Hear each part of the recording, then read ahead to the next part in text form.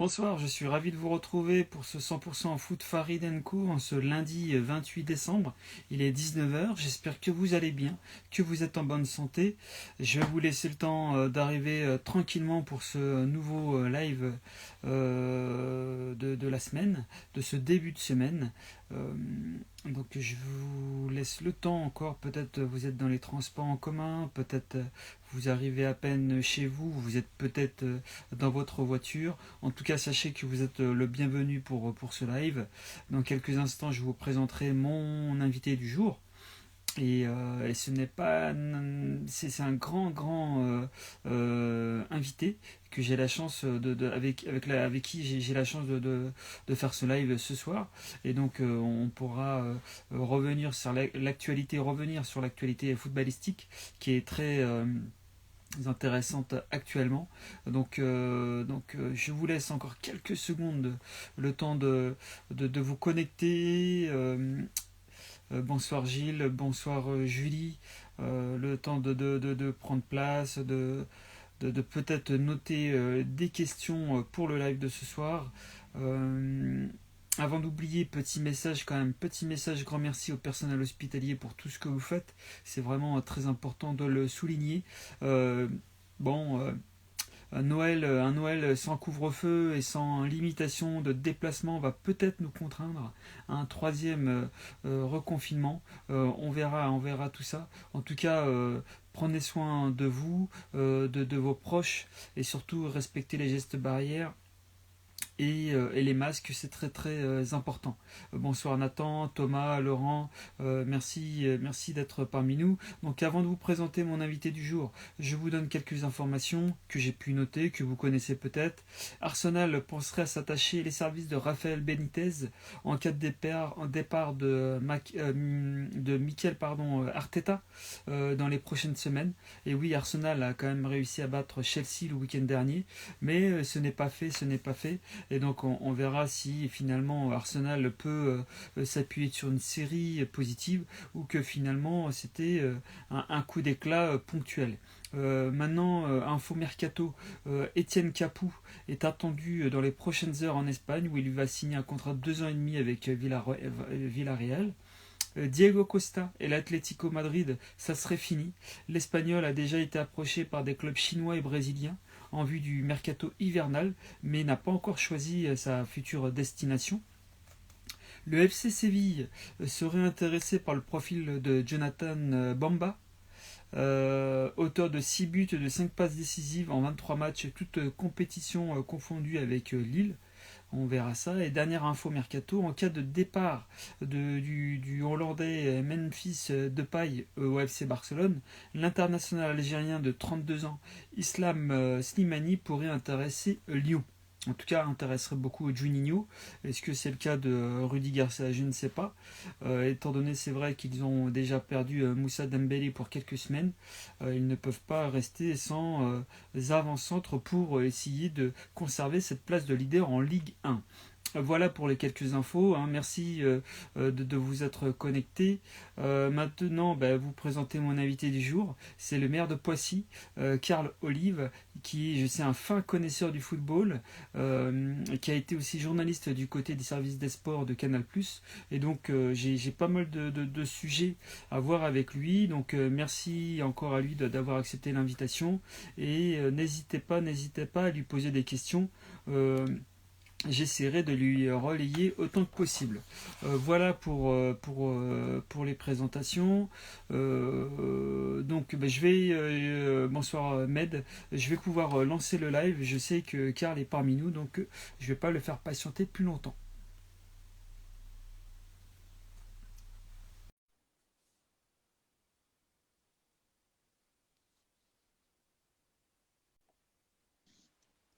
Bonsoir monsieur le maire. Bonsoir Farid, vous allez bien? Oui, très bien, merci. Et vous, comment allez-vous? Très bien, merci beaucoup. Au bureau? Oui, je vois ça et merci encore. Je sais que vous avez un planning très chargé et merci d'avoir accepté ce live Instagram. Actualité oblige, hein, enfin bon, même si elle n'est pas toute récente, mais vous avez été désigné par le comité exécutif de la Fédération française de football pour être son représentant au sein du conseil d'administration de la Ligue pour faire avancer le sport le plus populaire du monde, c'est-à-dire. D'abord, c'est un honneur. C'est un honneur parce qu'il se trouve que je suis footballeur depuis l'âge de 7 ans et demi, qu'on est une famille nombreuse, que nous étions 8, que des garçons et une fille. On souhaitait tous, nous les mecs, devenir footballeurs professionnels et il n'y en a qu'un, ou plutôt une, qui a réussi. C'est ma sœur, Brigitte Henriquez, qui est aujourd'hui vice-présidente de la Fédération française de football et qui a notamment copiloté la dernière Coupe du Monde féminine en France. Donc oui, c'est un honneur de Belle la part réussite. du président Le Gret de me confier cette mission au sein de la Ligue de football professionnel. Et vous le savez, Farid, l'actualité ne manque pas. Oui, en effet, en effet. Euh, mais quel va être précisément votre rôle, monsieur le maire? Bon, nous, en fait, quand on est des représentants de la Fédération française de football au titre des indépendants, on est indépendant. On a un rôle, je dirais, d'observateur actif et de donner sa voix, d'apporter en quelque sorte son écho sur un certain nombre de sujets. Celui qui m'est évidemment familier actuellement, alors avec ma casquette de maire, c'est celui de la pandémie du Covid. Typiquement, comment appréhender le retour du public dans les stades, entre les entrées, les sorties de stade, avec parfois des décisions qui sont pour le moins incohérentes. Et je l'ai fait savoir au sommet de l'État. Typiquement, je pense que dans un stade qui fait 40 000 places, on pourrait très largement assurer les 4 mètres carrés de distance entre les uns et les autres. Simplement, ce qu'il faut imaginer, c'est les entrées et sorties de flux. Bah, peut-être cadencer les entrées et puis retarder les sorties. Ça nécessite aussi de la part des clubs peut-être un peu d'imagination pour animer les après-matchs ou pour cadencer les entrées dans les stades. Vous voyez, Farid, typiquement, c'est le type de sujet qui est passionnant à partager avec l'ensemble des acteurs de la Ligue de football professionnel autour du président Vincent Labrune. Exactement, exactement. Et j'espère que ça va faire avancer les sujets et espérons bien sûr qu'on puisse retrouver du public prochainement dans les stades. Concernant d'ailleurs Vincent Labrune, qui est le nouveau président de la LFP, quelles sont vos relations avec lui? Bon, écoutez, j'ai connu Vincent lorsqu'il était déjà président de l'Olympique de Marseille. Hein, ça fait déjà quelques années, et je l'étais, vous l'avez dit, directeur des sports à Canal. Donc, on a toujours eu des relations très courtoises. Ce que je peux dire, moi, je suis très à l'aise puisque je suis arrivé au mois de septembre dernier à la demande du président Le Gret pour remplacer dans sa fonction et son titre Michel Denisot. Ce que je constate, c'est que il s'est abattu un tsunami sur la tête du président Labrune et des nouveaux administrateurs de la Ligue de football professionnel. Il faut faire face. Et ce que je constate, c'est que le président Labrune fait plus que face. Puisque le combat qu'il a pu mener, alors à la fois avec Mediapro et partagé avec le conciliateur de justice, débouche aujourd'hui sur une issue qui pourrait, je dis bien qui pourrait, être moins pire que ce qu'on avait imaginé à un moment venu, étant entendu, Farid, évidemment, que la situation est dramatique. Elle est dramatique, mais avant même cette histoire de droit, elle est dramatique avec cette pandémie. Et il faut gérer, j'ai envie de dire, deux combats en un. Oui, je suis complètement d'accord avec vous et je rebondis hein, sur ce feuilleton Mediapron, ce groupe sino-espagnol que l'on a connu durant de longs mois. Le Big Bang titrait l'équipe de l'époque en première page et Didier Quillot, l'ancien président de la LFP, disait: Je suis sûr que Mediapro a répondu aux critères qualitatifs, quantitatifs et de solvabilité. Comment on a pu se tromper à ce point? Alors, moi, je veux être très clair hein, aussi dans ce que je veux dire. D'abord, oui, il s'est trompé. Force est de constater qu'il s'est trompé, mais ça, c'est facile de le dire. Vous savez, ceux qui donnent l'arrivée du tiercé après la course, c'est très facile. Après, je dois dire que chacun des administrateurs de la Ligue de football professionnel a signé une lettre de confidentialité qui laisse au président la seule voix au chapitre pour communiquer. Donc moi, je ne vais certainement pas entrer sur ce qui s'est passé précédemment. Si vous voulez mon avis perso, évidemment qu'en tant que maire, en tant que chef d'entreprise, il y aura forcément un droit d'inventaire le moment venu. C'est pas forcément le moment actuel. En revanche, oui, se projeter pour faire en sorte que le championnat reprenne bien, que la catastrophe économique soit la moins pénible possible pour les clubs professionnels. et les clubs amateurs. Et les J'allais y clubs venir juste amateurs. après. Farid, je vous rappelle que dans le deal initial, il y avait 2,5% du montant des droits qui était octroyé à la Fédération française de football pour justement apporter la contribution au football amateur. Force est de constater qu'au même titre que les clubs professionnels, les clubs amateurs seront également voués à revoir cette jauge très largement à la baisse. Tout à fait, tout à fait. Étant donné que moi, le foot amateur comme vous, on vient de ce football d'en bas, que je le couvre depuis de longues années, et j'ai encore la chance et la passion d'y jouer encore de temps en temps le dimanche matin. Euh, on a cette crainte de voir ce football amateur en faillite, en crise. Euh, Avez-vous, est-ce que je pense, est-ce que c'est un sentiment partagé, monsieur le maire? Alors, le football amateur est confronté, comme l'ensemble du sport français, à plusieurs problématiques. La première, encore une fois, pardon de me répéter, mais on est en pleine pandémie et la pandémie fait que c'est pas le virus qui circule, ce sont les hommes et les femmes qui font circuler le virus. Ça, c'est bien de le rappeler. Donc, effectivement, il y a eu de bonnes décisions qui, à mon sens, ont été prises très en amont pour arrêter les compétitions et arrêter ces rassemblements, parce que pardonnez-moi, mais évidemment que quand on fait un tournoi, quand on fait des matchs avec du public, forcément il y a du rassemblement. Le deuxième confinement a permis de lever quelques doutes par rapport à cela, avec une condition sine qua non, Farid, c'est de respecter les gestes barrières. Et à partir du moment où on respecte les gestes barrières, alors pour moi, il n'est pas plus compliqué sur un terrain de football, dont je rappelle la superficie, 6000 mètres carrés. 6000 mètres carrés avec 4 mètres carrés de respect entre les uns et les autres. Je n'ai pas fait mathématiques puissance 12, mais 6000 divisé par 4, ça fait 1500 personnes. Vous pouvez mettre 1500 personnes sur un terrain de football en respectant les gestes barrières. Mhm. Globalement, dans le football amateur, quand on s'entraîne, y compris le dimanche matin, c'est à peu près une trentaine de personnes. Bah, oui, moi je pense que c'est cohérent de permettre l'activité du football, du basket, du handball avec 20, 30 personnes et que c'est cohérent. Donc on aurait dû laisser les stades ouverts en faisant un pacte de confiance entre les maires, les présidents d'associations et les préfets. Et c'est ce que j'ai proposé à la fois au président de la République et au ministre des Sports. Ici à Poissy, c'est ce que j'ai fait en respectant un protocole sanitaire très sévère et en disant au président, on se fait confiance. Et si vous ne respectez pas cette confiance, j'arrête tout de suite, je ferme le stade. Ça s'est D'accord. très bien passé parce que c'est du bon sens. Exactement, exactement. Bon, bah, espérons que ces bonnes idées soient, se répercutent sur les autres clubs amateurs. Poissy, votre équipe, enfin bon, de votre ville, pardon, qui est en National 2, est mal embarquée pour l'instant. Le club a choisi de se séparer de Laurent Fournier. Est-ce que c'était le seul fautif? Oh bah, vous savez très bien que lorsque un club monte dans une division supérieure, c'est grâce au président. Et quand on ne réussit pas, c'est à cause de l'entraîneur. Évidemment, non, que ce n'était pas l'unique fautif. Et là, je retire ma casquette de maire et je mets ma casquette de passionné. Évidemment, non. Vous pouvez mettre le meilleur entraîneur du monde sur un banc de touche. Si les joueurs, un, n'adhèrent pas, deux, ne font pas les efforts, le football, c'est une source de travail. Hein, c'est une source de travail avant, pendant et après les matchs. Moi, je me souviens d'un immense joueur, certainement l'un des meilleurs joueurs au monde, que je connais très bien et que j'admire, qui s'appelle Michel Platini. On ne Oui, peut pas dire que son Euro 2012 en Suède fut une réussite puisqu'on a été éliminé au premier tour. Qui saurait exactement. dire que Michel Platini n'était pas un immense joueur. Donc aujourd'hui, Laurent Fournier s'est parfaitement engagé, investi. Les résultats n'ont pas été là. Le président a pris ses responsabilités.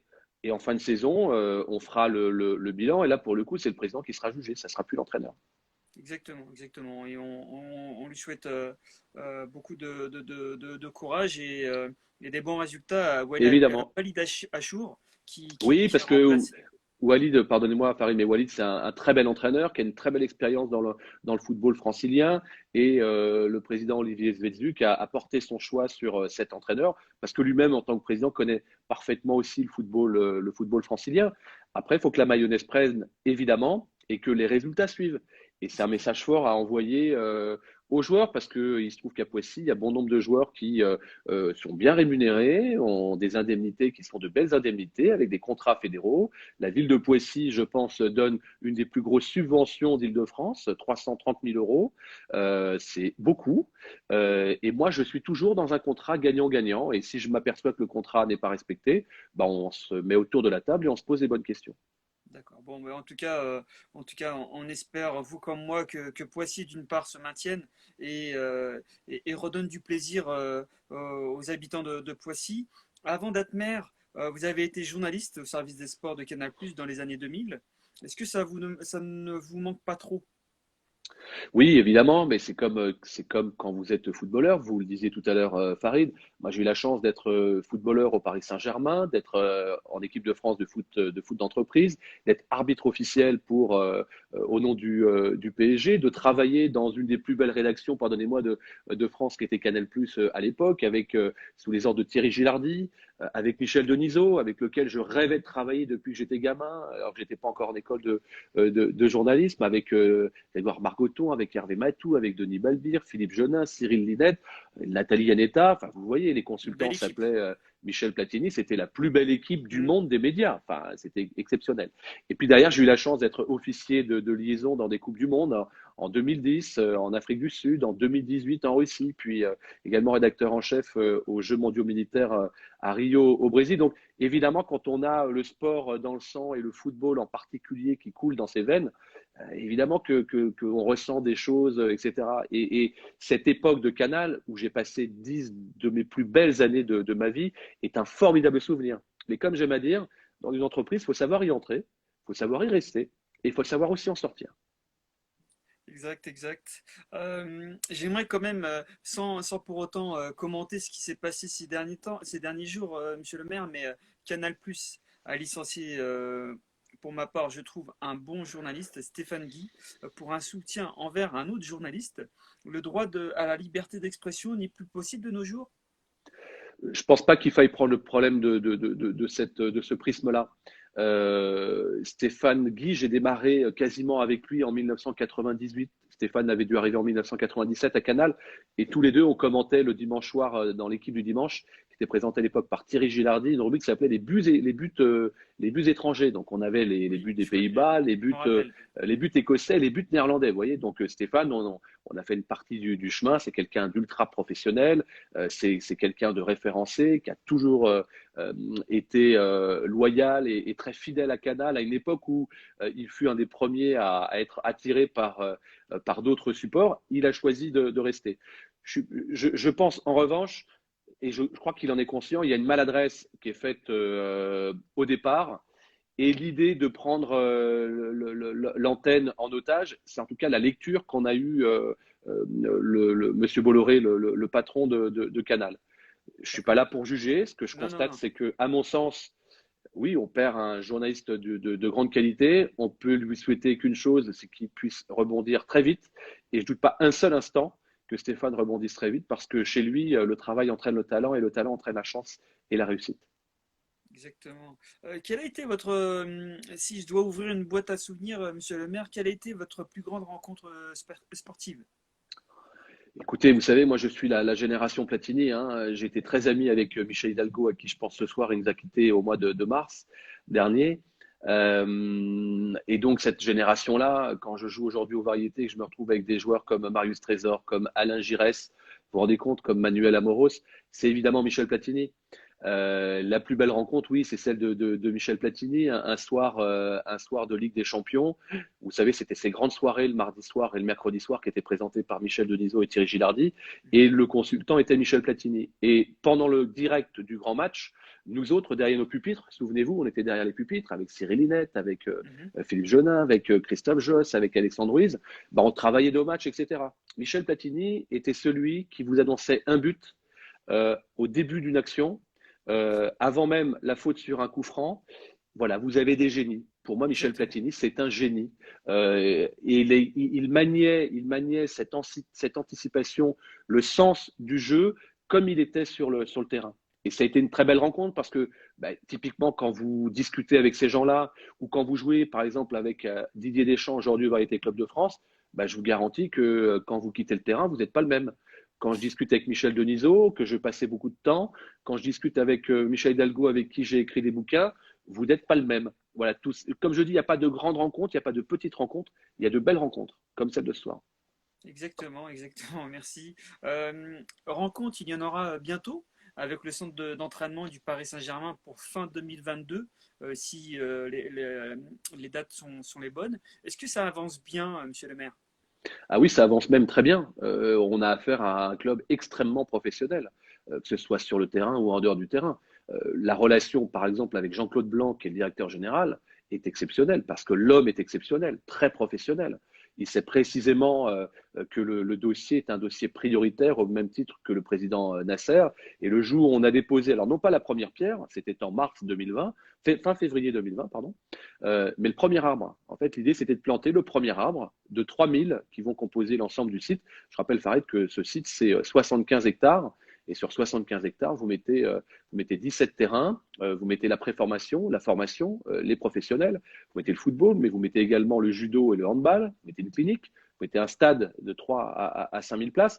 Donc vraiment, ça avance plus que bien, puisque la semaine dernière, nous avons ouvert une nouvelle voie qui est totalement créée pour le site du Paris Saint-Germain, financée par la communauté urbaine Grand Paris Seine-et-Oise, à hauteur de 2 500 000 euros. J'en suis l'un des heureux vice-présidents. Et aussi une reconfiguration totalement des lieux pour les quelques 200 habitants du hameau qui habitent ici et qui auraient dû avoir devant eux, il y a une quinzaine d'années, un immense centre commercial. Quand vous avez un projet comme le futur centre du Paris Saint-Germain qui va être composé de 92% d'espaces naturels et sensibles, c'est sûr qu'on voit la différence. Donc c'est une très belle nouvelle pour les habitants, pour Poissy, mais également pour le territoire, Farid, parce que à la clé, c'est 1000 emplois pendant la durée des travaux et c'est 500 emplois pérennes par la suite. Non, non, mais bravo. Et c'est, en tout cas, étant parisien de cœur, c'est une très très bonne nouvelle. Le Paris Saint-Germain qui a fait parler de lui ces dernières heures, voire ces derniers jours, qui vient de licencier donc l'Allemand Thomas Tuchel, le jour du réveillon, on peut dire que le timing était un peu inattendu, non? Bah, je crois, oui, que nous avons découvert cette nouvelle comme vous. Après, on est sur le dernier match de la première partie de saison. Quel était le moment opportun pour le faire? Oui. Attendre le jour de l'an? En revanche, sur la discrétion du Paris Saint-Germain, moi, c'est le Paris Saint-Germain que je connais. Ici, par exemple, on parlait à l'instant, Farid, si je peux me permettre, du centre d'entraînement du Paris Mhm. Saint-Germain. Le mot-clé, ça a été discrétion. Pendant des mois et des mois, nous nous sommes tus. Relation de confiance entre un actionnaire, entre un patron, le patron Paris Saint-Germain qui vient s'installer ici à Poissy, et la ville qui l'accueille, la ville haute, qui, HOTE, le chapeau sur le haut, qui l'accueille. Donc, en revanche, moi, je n'ai pas été surpris du tout que l'information n'avait absolument pas fuité auparavant. Et Dieu sait si on a des journalistes très talentueux sur la place de Paris. Oui, en effet, en effet. Mauricio, pardon, Pochettino est de retour et je sais que vous avez tweeté sur les réseaux sociaux. Selon vous, c'est une bonne chose qu'il y ait le retour d'un ex-joueur comme entraîneur? Écoutez, moi, je vois toujours d'un bon œil d'attirer des grands entraîneurs qui, en plus, connaissent la maison. On l'a vu avec Luis Fernandez, qui a été l'entraîneur qui avait joué et qui a entraîné et Exactement. qui est devenu champion d'Europe, je vous le rappelle. Alors, dans l'écurie, il y avait également Joël Batz, hein, on se rappelle. Mauricio Pochettino, d'abord, c'est quelqu'un d'emblématique qui a laissé un énorme souvenir Oui. ici dans le territoire, au Camp des Loges, à Saint-Germain-en-Laye. C'est quelqu'un qui est profondément sympathique, qui a en plus ce côté latin que nous connaissons, argentin, qui est très tactile, qui est très avenant. C'est-à-dire que c'était quelqu'un qui restait après les entraînements pour discuter avec les gamins. Moi, je me souviens, j'étais journaliste évidemment à l'époque. C'était encore une fois l'époque de l'ère Donizo, et c'était quelqu'un qui était, oui, qui était vraiment fort sympathique, très talentueux. Et c'est pas donné à tout le monde, vous le savez comme moi, Farid, parce que s'imposer au Paris Saint-Germain, on dit c'est facile, le plus grand club d'Europe, l'un des plus grands clubs au monde. Oui, enfin, tout le monde ne le fait pas. Pochettino, alors il n'avait pas la même coiffure, mais il avait le même talent. Il s'est imposé en 2 saisons ici et tout le monde parle de lui dans des termes très emphatiques. Exactement, exactement. Et étant donné qu'il a fait du très bon travail du côté de l'Espagnol Barcelone, pardon, et de Tottenham, espérons qu'il réussisse en tout cas à aller plus loin que ce qu'il avait réussi avec Tottenham et peut-être Faut décrocher aussi cette rendre coupe aux hommage. grandes oreilles. Faut aussi rendre hommage évidemment à Thomas Tuchel, Farid, hein, parce que, alors certes, c'est la fin d'une aventure, mais on était en finale de la Ligue des Champions, je le rappelle, Exactement. l'été dernier, c'est pas rien. On n'est pas allé au bout du bout, et c'est bien dommage. Et vous voyez, je crois qu'on retrouve avec Tourol ce qu'on a tout à l'heure évoqué sur Canal+. Je crois que les dirigeants parisiens, le président, l'émir, ont très peu goûté parfois aux propos dont les Déclaration. dirigeants ont trouvé qu'elles étaient hors cadre par rapport au cœur de métier qui était celui du coach, sous la houlette de Leonardo, évidemment. Exactement, c'est vrai qu'on a bien montré que l'institution était plus forte que l'homme et on verra si ce choix est payant dans les prochaines semaines, dans les prochains mois. D'ailleurs, monsieur le maire, j'aimerais avoir votre avis sur étant donné que donc, vous suivez depuis quand même de longues années le Paris Saint-Germain, euh, quel est votre regard sur ce Paris Saint-Germain version Qatari? Alors, il se trouve encore une fois, moi j'ai connu le Paris Saint-Germain avant 1991 avec Monsieur Borelli, qui était pas un président, c'était un papa. C'était un papa Exactement. pour le club. J'ai connu à l'époque où on arrivait en vélo de Poissy à Saint-Jean-Morlaix, il y a 3 kilomètres, hein. Donc on D'accord. partait en vélo, j'étais au collège, on partait en vélo, on attendait après les entraînements, c'était Dominique Battenet, c'était Dominique Rocheteau, c'était Sarbou Bakar, c'était Toko, c'était à l'époque Safet Suzik, tout le monde était en BMW, on attendait pour les autographes, etc. J'ai connu ces périodes-là et j'ai connu ensuite une période où on a senti la professionnalisation arriver. C'est l'époque de Michel Denisot avec Bernard Brochant et Michel Péricard qui était le maire de Saint-Germain-en-Laye. Là, on a senti que les choses évoluaient. D'ailleurs, c'est peu après qu'il commence à y avoir de véritables exploits. Je pense au match entre le PSG et le Real de Madrid que personne n'a oublié avec ce but de casque d'or, mon ami Antoine Comboiré. Antoine Comboiré, et aussi l'évolution du centre d'entraînement qui est donc passé du côté de ce qu'on appelle véritablement le camp des loges, hein, qui est le centre militaire, alors qu'avant c'était dans l'enceinte même du stade Georges Lefebvre. À l'arrivée des Qataris en 2011, il se trouve que moi, 4 ans auparavant, j'avais participé toujours avec ma casquette de journaliste, d'officier de liaison dont je vous le disais tout à l'heure, dont je parlais tout à l'heure, aux Jeux asiatiques à Doha, au Qatar. C'était en 2007. Et j'ai vu les ambitions des Qataris. Aspetar, qui est un immense centre sportif à Doha, est juste d'une autre planète. Quand les Qataris ont posé leurs valises à Paris en 2011, je me suis dit immédiatement, connaissant ce qu'ont fait les Qataris à Doha, il n'y a aucune raison qu'ils ne renouvellent pas ce qu'ils ont fait là. Et je pense que déjà cheminait en moi, marrant, hein, cheminait en moi cette idée qu'il fallait trouver un grand espace pour accueillir le futur domaine du Paris Saint-Germain. Alors, j'ai pas été tout seul, hein, comme j'aime à Bien sûr. dire, seul on va plus vite, ensemble on va plus loin. Mais le président du conseil départemental, la communauté urbaine, les réseaux de David Douillet, le président du PSG, notre ancien député, ancien champion olympique de judo, que je salue, mais également les agriculteurs, les habitants, tout ça a été un travail d'équipe. Mais dès l'arrivée des Qataris, je savais qu'on était dans de l'ultra-professionnalisation. Les Qataris, il n'y a pas de hasard chez les Qataris. Ils arrivent à Paris en 2011. 10 ans après, la Coupe du Monde a lieu au Qatar. Donc il y a une formidable vitrine qui se crée ici en France. L'ambassadeur, c'est Zinedine Zidane, etc., etc.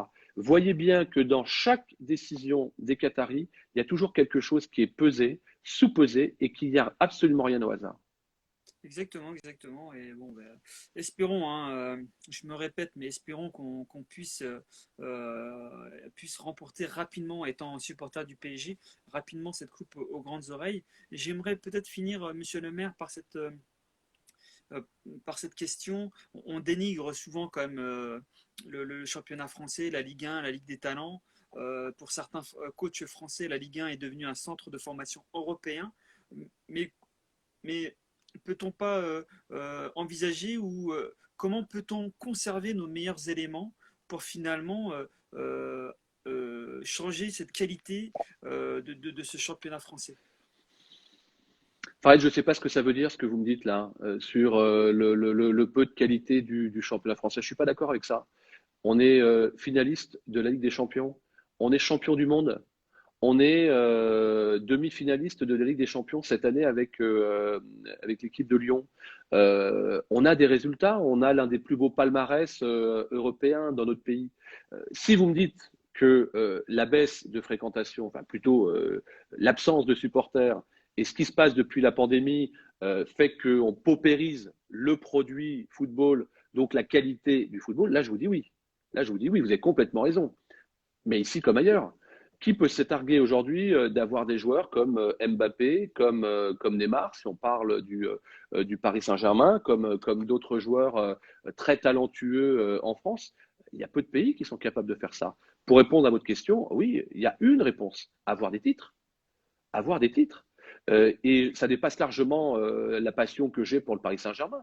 Moi, quand le Paris Saint-Germain, il est arrivé que le Paris Saint-Germain ne soit plus qualifié dans les compétitions, j'étais supporter français.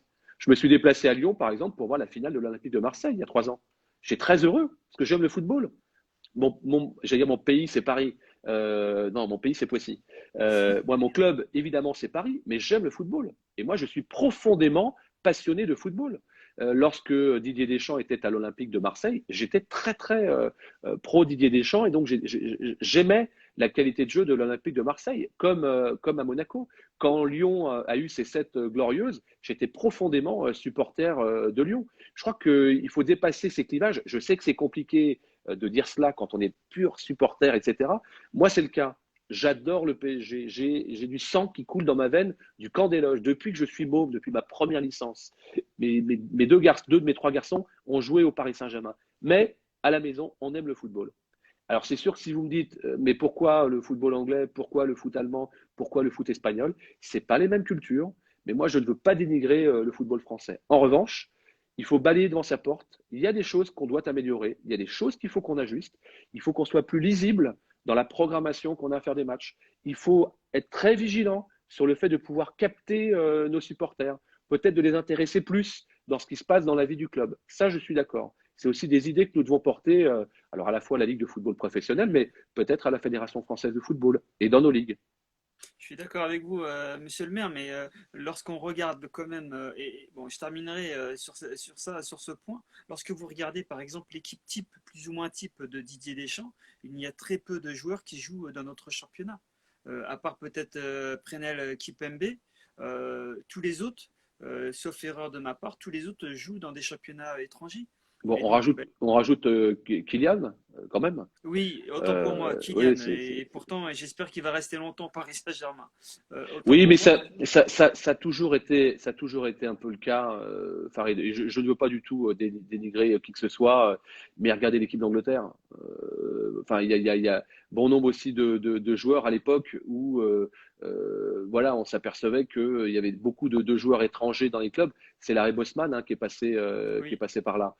Donc, moi, je m'en plains pas. Ce qui est vrai, c'est que évidemment, dans un monde idéal, on aimerait des stades qui jouent à guichet fermé. On aimerait avoir des droits qui soient plus en corrélation avec ce que le football français auquel le football français peut aspirer. Ça, c'est vrai, évidemment. On aimerait aussi avoir peut-être des titres de champion dans des divisions quelque peu inférieures.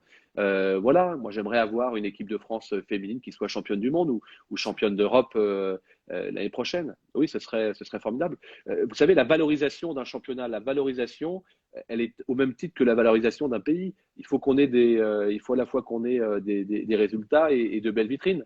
Sans quoi, quand le croissant fait la gueule dans une boulangerie, vous ne rentrez pas dans la boulangerie, hein. Exactement, exactement. Il suffit pas d'avoir de l'argent, mais il faut avoir des idées. Et c'est vrai que ces derniers temps, les clubs français en ont, et on verra si ça se concrétise rapidement. Ben, monsieur le maire, c'est terminé. Merci d'avoir accepté cette invitation. C'est moi qui vous Euh, remercie, Farid. C'était vraiment très très sympathique et vous souhaite un bon réveillon du 31 décembre. C'est sympa. Et vous m'avez mis quand même la pression pour que je vienne parler avec vous. Mais j'en suis ravi et au plaisir de se retrouver. Merci pour Et votre c'est- accueil et bravo pour alors, votre C'était un professionnalisme. grand plaisir et C'est merci sympa. beaucoup en tout cas de l'avoir accepté. À Bonne bientôt. soirée, à Au bientôt. plaisir. Au revoir. Au revoir.